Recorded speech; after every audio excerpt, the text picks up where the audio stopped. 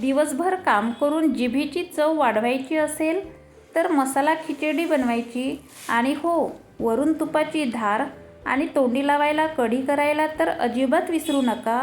मग बघा कशी भन्नाट लागते या रेसिपीची चव. तुम्ही एकदा ट्राय केली तर वारंवार बनवाल. चला तर मग वेळ वाया न घालता रेसिपीला सुरुवात करूया. आज मला स्वयंपाक करायचा खूप कंटाळा आला आणि तोंडालाही चव पाहिजे होती. मग त्यासाठी काय केलं, एक मोठा कांदा कापून घेतला आणि 3 बटाटे मोठ्या फोडीमध्ये कापून घेतले आणि थोडीशी कोथिंबीर कापून घेतली.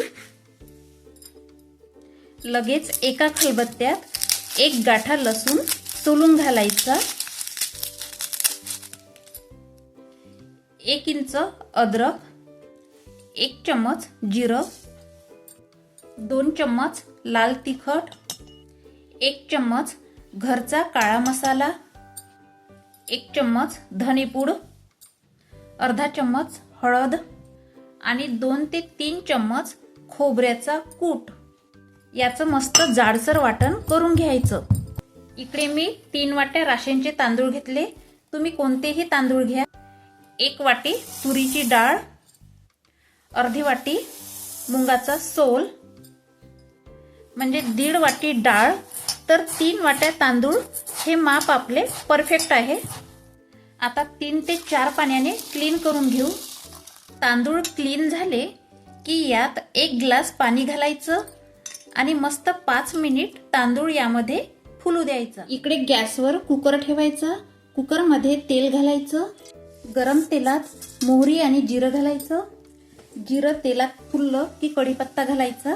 लगेच कापलेला कांदा घालायचा. थोडेसे शेंगदाणे, थोडीशी कोथिंबीर आणि आलूच्या कापलेल्या फोडी घालायच्या. 2 कापून टोमॅटो घालायचे. तेलात टोमॅटो सॉफ्ट झाले की खलबत्त्यात कुटून घेतलेला मसाला घालायचा. मिक्स करायचं. आहा हा हा, वास तर बघा किती मस्त घरभर दरवळलेला आहे. लगेच पाण्यात फुललेला तांदूळ घालायचा.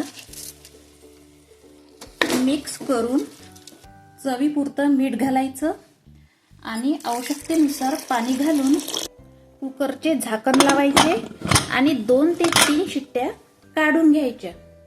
आता 3 शिट्ट्या झालेल्या आहे. आता गरमागरम भात सर्व करू.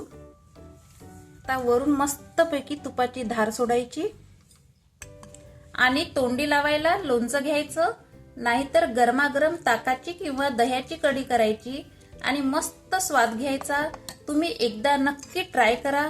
खरंच तुम्हाला आवडेल. बनवा आणि कमेंट्स करून नक्की सांगा.